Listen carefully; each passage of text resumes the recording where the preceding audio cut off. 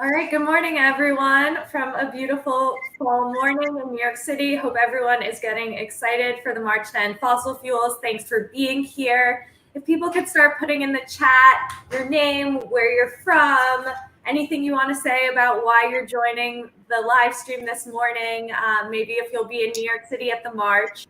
We're just going to wait a few minutes for people to come online before we hand over to our amazing group of speakers who are joining us in New York City and virtually from all over the country. But just say hello in the chat, get to know everyone else on the live stream.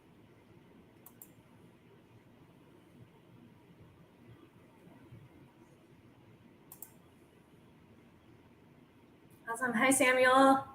Hi, Brandon. Great to see folks joining from all over the country.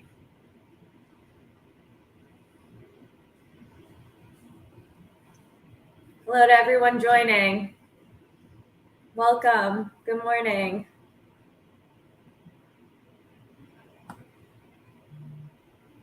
I see Arizona. I see Texas, Wisconsin. Thanks for being here.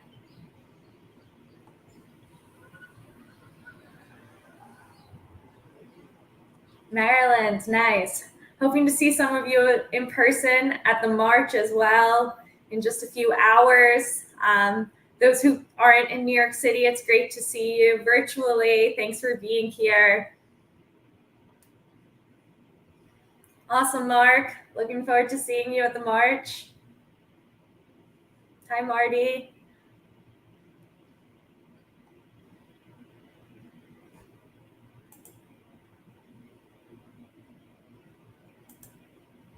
All right, no, thanks so much to everyone for being here. You can continue to put in the chat your name, where you're joining from, how you're feeling about the climate crisis, if we'll hope to find you at the march later today.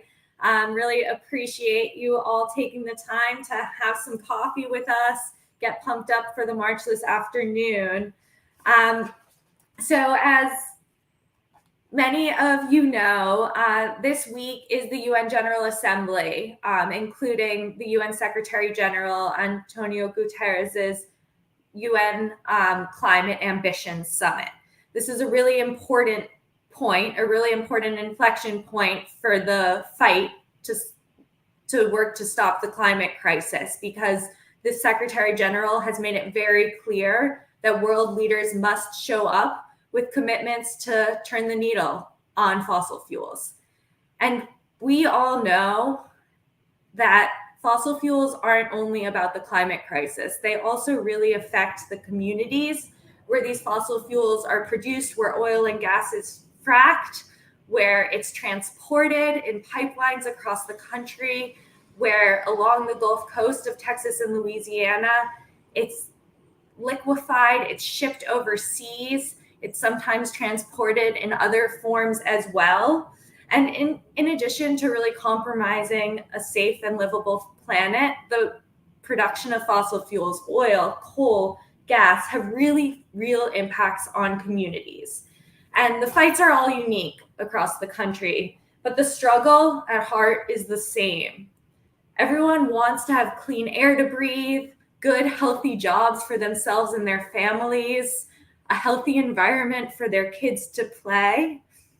And that's why across the country we have people joining us here in New York City to call on President Biden to stop fossil fuel expansion and protect our communities. So today, I'm really lucky to have with me, and thanks to everyone from the Sierra Club and across the country who worked to make this happen, I have 5 amazing community leaders joining me on this live stream, 4 of whom are actually in New York getting pumped up to march together to talk about the amazing work they've been doing on the ground across the country to protect their communities and really raise the alarm on the effects of, in particular, methane gas expansion on their families, their communities, the natural environment, and the global climate.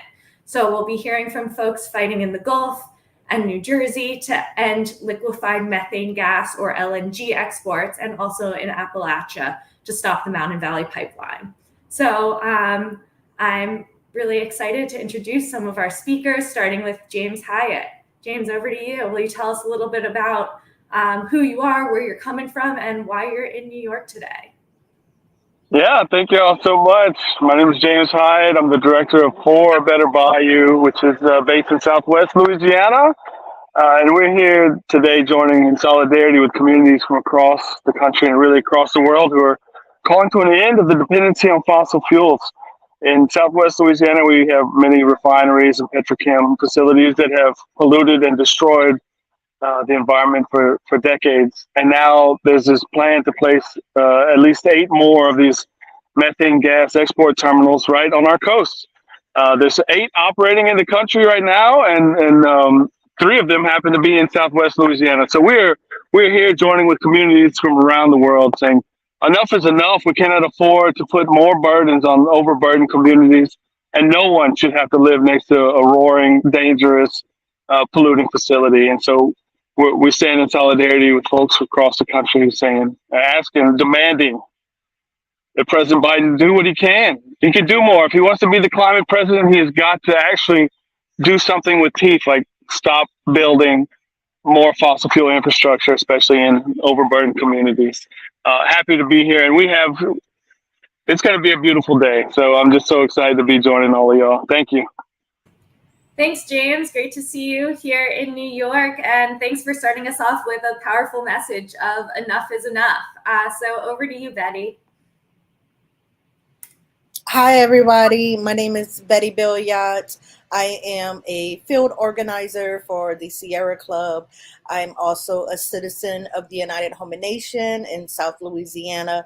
And I currently reside on my ancestral tribal lands in Houma, Louisiana, in South Terrebonne Parish. Something unique about where I am from is that we're also one of the leaders in the lower 48 on land loss and coastal erosion. A lot of times where you said on the map, if you look where I'm from, is where you see the Louisiana land meets the water. We're about knee deep, but also in the same cup of facing coastal erosion and subsidence and seawater rising. That was all partly also contributed to the oil and gas infrastructure in our land, but we're also facing these industries that are continuing to pop up. With the field, being a field organizer with Sierra Club, one of my main focus is building opposition against these LNG terminals that are happening and popping up in Plaquemines Parish, in the surrounding parishes with their outlets in Southeast Louisiana. We are an indigenous community. We are in the coastal communities, and we are constantly battling more than what we can handle, on a yearly basis with these terminals popping up, the health risks. But this is a double-edged sword for many people where I'm from, because these industries come in and they also they employ many of our people, many of our indigenous people, many of our people of color. And not only, it's not a trade-off that people think that it is. We are losing our loved ones at much younger ages. Cancer is, at all-time highs in our community, being exposed to these chemicals. On top of, being hurricane prone, we facing stronger hurricanes every year, which is also what's the word? Contributed by these man-made industries that are contributing to our stronger hurricanes that are happening. We just have one thing after another. We are also a strong, resilient people. We're not going anywhere, and we're going to keep continuing to fight for the land that we have left, to preserve what we have left as long as we can. And we cannot afford to have any more industries coming in and destroying our coastal wetlands. And we cannot afford to lose any more people on the coast due to these health impacts that are constantly, affecting us. Thanks, Betty. Well, we're so lucky to have you both with us at the Sierra Club and with us today. Thank you for joining and for sharing some of the experience of the Homa people and what's going on in Louisiana. And to round out our crew from the Gulf Coast, want to hand it over to Alita, who is also walking towards the march. Over to you. Hey everybody, good morning. Elida Castillo here, Program Director for Chispa, Texas. And we are a community-based organization that's based in the Corpus Christi area.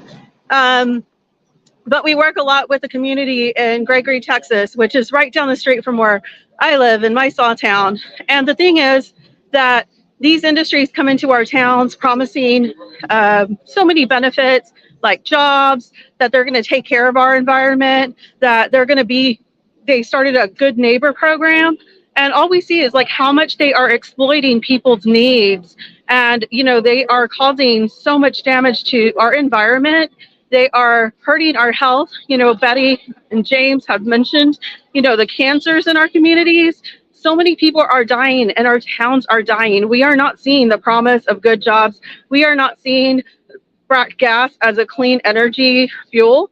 This is all, lies that the fossil fuel industry is like continuing to perpetuate. And the sad thing is that our government is buying it. And instead of like reining in these industries, they are giving them so much power to expand. And so right now we are fighting against Cheniere LNG, or Corpus Christi Liquefaction, who is trying to expand and take over the small town of Gregory that is losing population. And I think we're seeing that, like, not only are our community, our people dying, our communities are dying as well. And what they're doing is they're waiting for people to either get so tired of the conditions that they're in, and they tell them, well, why don't you just move away? Like, it's so easy to just uproot where you have been for generations and find a new home.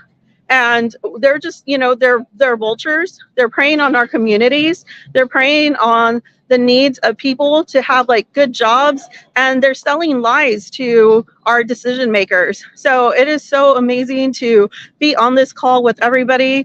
Thank you for everybody who is like chiming, listening to our stories, and being together with so many people, not just in New York, but worldwide, who are fighting against the expansion of the fossil fuel industry and the brainwashed lies that they're selling, saying that now they can find the solution to the climate crisis through carbon capture storage and hydrogen and ammonia. Like, we have seen the story repeat itself over and over and over, and none of these have been helpful to our communities. What we need to do is rein in the fossil fuel industry. We need to transition to clean energy and conservation, because we are running out of water. We are running out of, land. Or, as Betty mentioned, our coastlines are eroding, and this is not sustainable. We don't have another world that we can move to in the next 5 years, and we shouldn't have to do that. Our planet is beautiful. Our people are beautiful, and we should deserve better. And that's what we are doing here. We're demanding better. So thank you, everyone, and the Sierra Club for hosting this. Thanks, Alita, for that, for all of that you've shared about your community and what it looks like on the ground in Corpus, and also for that powerful message at the end. We deserve better, and we're demanding better. And thanks for being in New York today to demand better. So this is a story that's not just repeating itself on the Gulf Coast, but across the country. And we're lucky enough to have Crystal Cavalier with us today to tell us a bit about what's going on in her community, and why she's in New York. Go ahead, Crystal. Hey, everybody. Meku to Minchin, Kyohei, Nahon Pipise, Mima Crystal, Mima Okanichi. So thanks so much for having me on. And yes, it is a story that's all across the United States.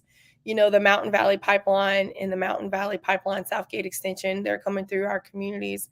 And like Alita was saying, these corporations are selling lies to our communities. They often go through communities of color, poor communities, indigenous communities, Black communities, you name it. They're going through these communities. And, you just saw in the debt ceiling bill how easy it was for the politicians to just make up this fabricated, like, oh, the United States is going to end, their money, and just push it through, because they're using fear and hate to control people. And that's not how government should work. And I am so glad to be here in New York, to be calling on President Biden to change his course and to speed the end of fossil fuels. we need a just transition. The United States is one of the largest oil and gas producers in the world, and he's in a really unique position to be a world leader and stop and phase out fossil fuels, not only for the United States, but globally. And, we have to declare a climate emergency in my community. We're farmers, and with the extreme heat that we experienced this last year, some of our crops withered up and died. It was really good for the tobacco we're growing because it's so hot. But then it comes these summer storms that rains just come at, crazy downpours, and it creates flash floods. And when those flash floods happen, they destroy and wipe out our crops. And so, like Alita was saying, these corporations come through and say we're bringing jobs. That's not really true. They're not even telling you any of the bad stuff that they're doing. They're bringing jobs, but they're low-paying jobs, and they end when the pipeline gets put into the ground. They're going through private property, and then they're telling people, oh, we're going to leave the land better than when you found it. How can you leave it better than when you first found it? Creator made this land. God created this land. So how can you improve on that? How facetious of you to think you can make something better than what God did. And we need to focus on our communities, and our people are hurting here, and we need to come together and stop having divide. And so I just really thank everybody for tuning in to the Sierra Club, for hearing us speak and talk about these devastating fossil fuel projects coming through. And again, we're fighting the MVP Southgate right now in North Carolina. I was born and raised in Alamance County, and, we're all connected. And so I'm excited to see this, this group of people, like 10,000 people in New York City. It's amazing. It's a big city anyway. So without that, thank you so much, Alewa Scoden Studis, and I will turn it back over to you. Thanks so much, Crystal. Powerful messages of solidarity, of connection, of protecting the lands, and a lot of the same messages of lives of jobs, of lives about a better future. When, of course, we all and communities are the ones that know how to protect the land. So thank you so much, Crystal. And let me introduce our last speaker, Anjali. Over to you. Hi, everybody. Good morning. I hope everybody's getting pumped up for the march. I'm in the New York City Sierra Club office, but I'm in the chapter director for New Jersey Sierra Club. So I didn't have to travel that far. That I'm lucky in that sense, but I'm very happy that I'm here with everybody in community and people traveling across the nation. I'm so honored and happy to be in community here with the people from the Gulf South. It's incredibly inspiring to hear the fight, and just to work in community for the same goal, which is stopping fossil fuel infrastructure from expanding and also, creating new facilities across the country. New Jersey, really, we don't frack gas, but we can be called essentially like the transport state. There's so much gas being fracked out of Pennsylvania. And guess what? It's all coming through New Jersey. It's all being piped through New Jersey, either to New York or other states. And also a really big fight that, we're experiencing is the liquefied natural gas, or LNG. It's being pressurized in Pennsylvania and being transported, well, right now, hopefully not by rail based on federal laws, but these companies are terrible human, just terrible folks are trying to transport liquefied natural gas, which is incredibly toxic and incredibly explosive, via truck through, you guessed it, environmental justice communities, both in Pennsylvania and New Jersey, in order to get this LNG into Puerto Rico, which is where I'm originally from. I was born and raised in Puerto Rico. So this is an incredible fight that's affecting so many communities that do not deserve that have been overburdened with pollution for decades and decades, that are incredibly sick. And then, the fossil fuel industry doesn't cease to amaze us. They just keep coming up with different ways to which they can continue to make our community sick and kill our own people. And the latest example is just literally transporting explosive LNG through EJ communities in trucks. I mean, that it just, you can't make this up. It's ridiculous. And so I'm very grateful that I'm here in New York City demanding for better action, demanding out of President Biden and his administration, which, they're saying, we're really doing stuff for climate change and really pushing the country forward. Well, we need to protect our communities. That's really what we need to do. And how you do that is stopping the fossil fuel industry from moving forward and putting health and our environment first. So I'm super happy and stoked to be here. So thank you, everybody. Thank you so much to this amazing group of 5 people from across the country sharing your stories. So I think, a really common message throughout all of these stories is for the need for President Biden to change course on the expansion of fossil fuel infrastructure. I know Crystal said that the U.S. is one of the biggest producers of oil and gas. The U.S. is by far the biggest producer in the world of oil and gas. And that's despite the president's climate messaging. That's despite the U.S.'s commitments globally and nationally to reducing our emissions and to helping achieve a climate-safe world. And it's also despite the administration's pledges to environmental justice across the country. So this is a really important turning point. The president still has the opportunity to change course, to say no to the expansion of LNG, to say no to the MVP Southgate expansion, and to all sorts of other fossil fuel infrastructure projects across the country. But it's hard, right? We are living in a world, in a country, in a system where the fossil fuel industry has a lot of power and it's business as usual. So I wanted to change around the scenario and the question a bit and see, what do you all envision in a fossil-free world, or in a world without any new fossil fuel infrastructure? What would that look like for your communities? Over to you, Crystal. So to tell you the truth, right now we have a lot of PFAS, a lot of Gen X in our waterways. We have a lot of people developing cancers because, most people don't think when they get these, they're cooking on a gas stove or they're in a restaurant cooking on a gas stove. That stuff is really toxic in the chemicals that it spews off in the air. And people don't understand that they're having a lot of cancers, a lot of kidney stones. One of my really good sisters, and I love her so much, her son always develops these kidney stones. So a world without fossil fuels and the infrastructure and the degradation to the lands is looking like less illnesses, less cancers, less bodily harm being done to us, because we know that violence on the land is violence on our bodies, and that includes everybody. Everybody is getting, some type of illness or sickness. We have to, the world is trying to mitigate, like Mother Earth is trying to adapt as soon as she can to these harms that we're doing to her.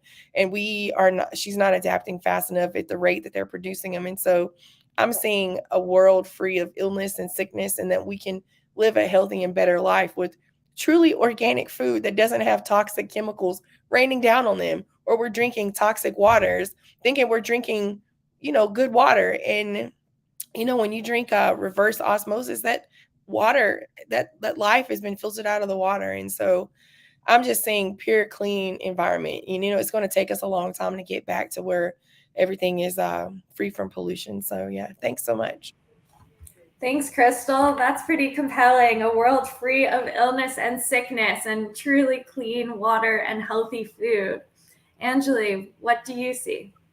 Thanks, Talia. Crystal, what you just said about not having to use a filter because it takes the life out of water. I really felt that, like, it's so crazy that we're living in a world that we need to severely filter our water through multiple chemical cycles of reverse osmosis so that we don't develop cancer ourselves. So it's really crazy. So to add to that, a world without fossil fuels to me is a healthier world, just children and people not getting sick. In New Jersey, in Newark, 1 in every 4 kids develop asthma because we just have some of the worst air quality in the entire country. And so healthy air, healthy drinkable water, healthy bodies of water, right? Just like being able to go into our beaches and into our lakes and the Delaware River without having to worry about, is it safe enough? Is it contaminated?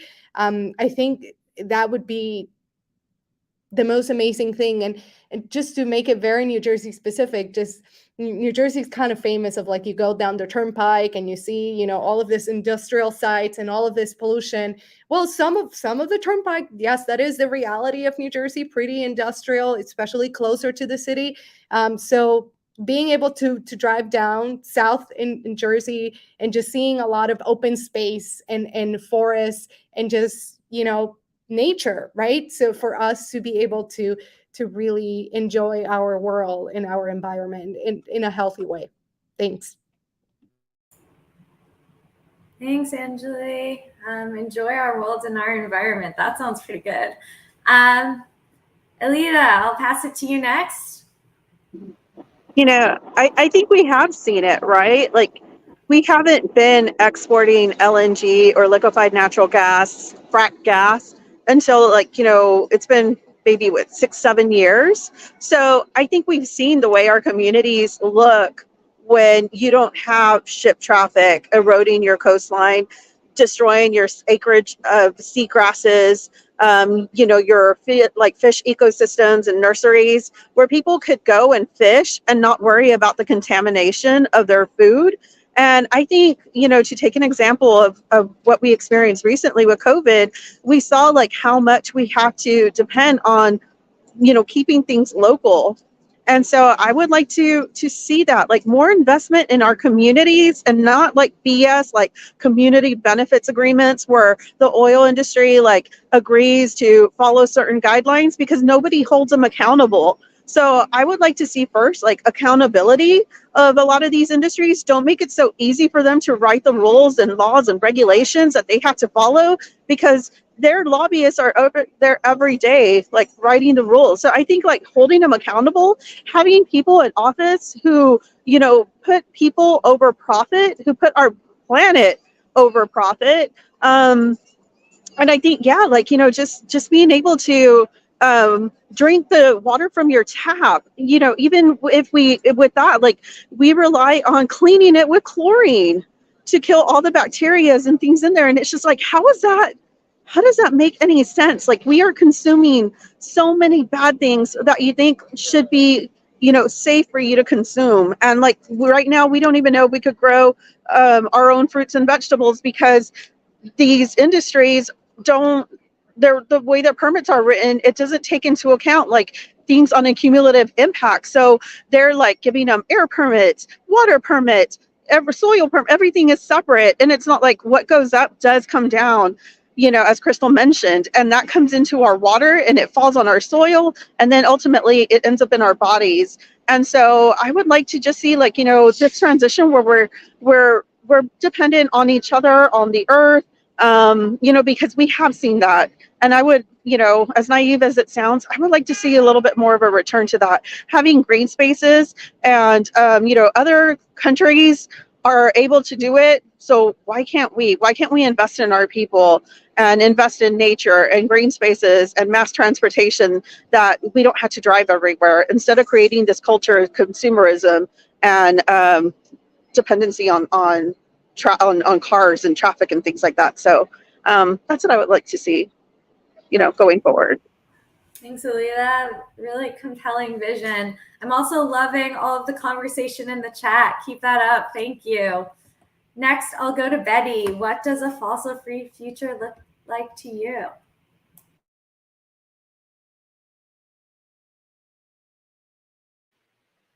Sorry, I echo my colleagues. Everything that they say, I agree 100%.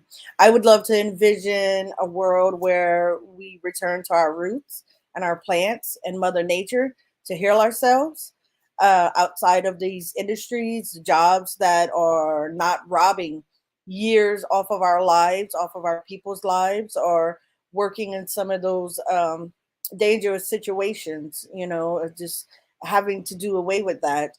Our coastal fishermen, I want to envision them thriving, as they did before the industry, and getting paid what their catch is worth, and not being undervalued by imports, and not having to worry about oil spills and constantly coming up with these new ways to clean up all the mess ups that are happening and that are caused by industry. That's the kind of world that I would envision outside of industry. Thank you, Betty. And James, over to you. Last word on this one.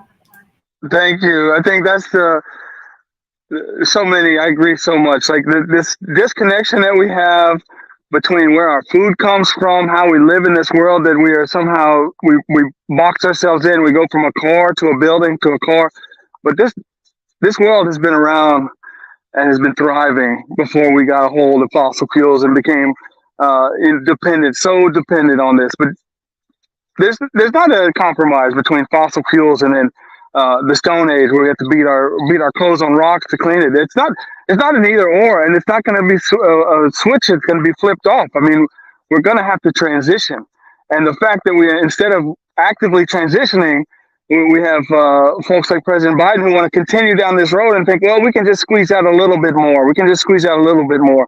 But we have orphan wells in Louisiana, over 4,500, that leak methane constantly, that could be filled.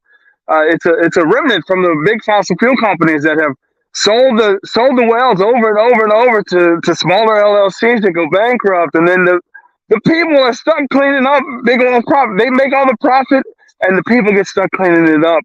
And so instead of continuing down that pathway that we know is detrimental, we've got to seriously begin transitioning, and not with false solutions or a carbon capture or some way that we can use some paper accounting to account for more methane, more greenhouse gases in the environment. Look, I'm from South Louisiana. We've been dealing with coastal erosion my entire life, and now coastal erosion coupled with stronger and more frequent storms coupled with sea level rise. There may not be a South Louisiana if we continue what we're doing. And what can we do for the livelihood of the people who have lived off the land? What has the industry done for us? They polluted our waters, left it so you have a seafood advisory. You're not supposed to eat that much. Only 2 meals a month. All of this, on and on, pollution. We cannot continue. So what does the future look like? It looks like a transition that will take some time, but definitely we cannot transition if we continue building out on the same things that have caused the problem. We've got to begin moving towards centering people, whatever that looks like, and making sure that our communities and our people that are precious and a miracle of their life, that we are able to center that and not continue to exploit and put upon folks so we can have transportation. I mean, there's so much we can continue doing that's green and clean, and we can only do that if we get the fossil fuel lobbyists out of every portal of power that they can find. So yeah, I'm really hopeful. I'm so glad to be in solidarity with so many people from all over, especially because we all have this one life, whatever it is. If we get 40 years, if we get 70 years, just a vapor on this earth. And what we have done over the past 200 years has not been good. And we know better, and we've got to do better. And so that's what we're doing, coming together and saying enough is enough. I'll leave it at that. Thank y'all so much. Thank you, James. I'm hearing solidarity. I'm hearing community. I'm hearing let's get the fossil fuel lobbyists out of politics. And I'm hearing a lot of conversations about what a transition looks like. So we've heard a lot of really powerful messages today. And I know a lot of people on this chat, both on video and off video, are getting ready to head over to the march. But just want to give each of our speakers an opportunity to leave you all with one message each. So who wants to go first? Go ahead, Crystal. I'll just get it out the way. So one message is there's a place for everybody in this movement. We have to stick together. We have to come together and organize in unity. Even those people that want to protest against us or organize against us and saying we're violent or we cause problems. No, we still have to bring them along too. They just haven't seen the light. They're still being divided by propaganda. So my one word is unity. And we really have to start educating people about what's really happening and pull the wool off their eyes. Thank you. Thanks for having us. Thanks, Crystal. I love that. There is a place for everyone in this movement. Hey, you want to go ahead? Go ahead. Betty, over to you. Okay. Yeah, so I'll go next. So I just want to say, first off, I want to say thank you. Thank you for the invitation to be here and to speak. And thanks everybody for all the work that they're doing, you know, wherever they are and wherever their communities are, no matter how far apart we are across the nation, across the world, from, you know, the Gulf South to the global South, we are all being affected in one way or another with the same issues. We are all family in this fight, and we all we need to keep telling our stories. You know, we're not always going to get you know, the support that we need from the powers that be. You know, when the people that are profiting from, you know, our suffering, they're never going to be looking through the same lens that, you know, that what we're living in. And we can never lose hope. We can't give up, and we just have to keep marching on, just like today's march. And we have to keep standing up, and we have to keep speaking out, especially for those that couldn't, those that can't, and those that will in the future. You know, we're going to be their voice now. I just want to thank y'all for having me. Thanks, Betty. Strong message about making our voices heard. Thanks to all of you for being here to do that today. Next, I'll hand it over to Alida. I'm going to take this from one of the leaders in the community from the Hillcrest Residents Association, and her name is Mona Lytle, and she says, love. Do everything with love. Love for one another, love for our earth, love for our children and future generations, and love to honor our ancestors and our past. And I think love, you know, with that, we recognize that everybody is in this fight together, even though they may not realize it. There's always that one common thing that can bring people together. And I think we're seeing it here in New York, like people from all walks of life, from all over, are coming together to fight for one message because they love, you know, each other. They love this planet. And yeah, love. I know it's cheesy, sorry, but that's mine. Good one, Alida. I think we're all here, at least in large part because of love. So thank you. Angeli. Yeah, it's not, Alida, is not cheesy. Love for our environment and our communities, 100% agree with that. I just want to say that, you know, even though it may seem like a gigantic fight and something that it's impossible for us to tackle, we really can. Every single one of us can really, you know, do so much. We can show up at, you know, the State House. We can show up at Congress, at the Hill. We can testify. We can demand. We can march. We can protest. There's so much you can do, and in many different ways that you can get involved. So I just encourage everybody, even as little as you can do, to just get involved in this sense of community, of fighting for a better future and for our next generations. Because, you know, as mentioned earlier, we are fighting for the future generations right now in a livable planet that it's healthy. So I just want to say that in addition to love, having that fire in your heart and in your belly to fight for something better and just demand from the people that we elect to be decision makers what we need and what our communities need. So thank you, everybody, and I'll see you at the march. Thank you, Angeli. I'm hearing love, I'm hearing power, I'm hearing fire, I'm hearing unity.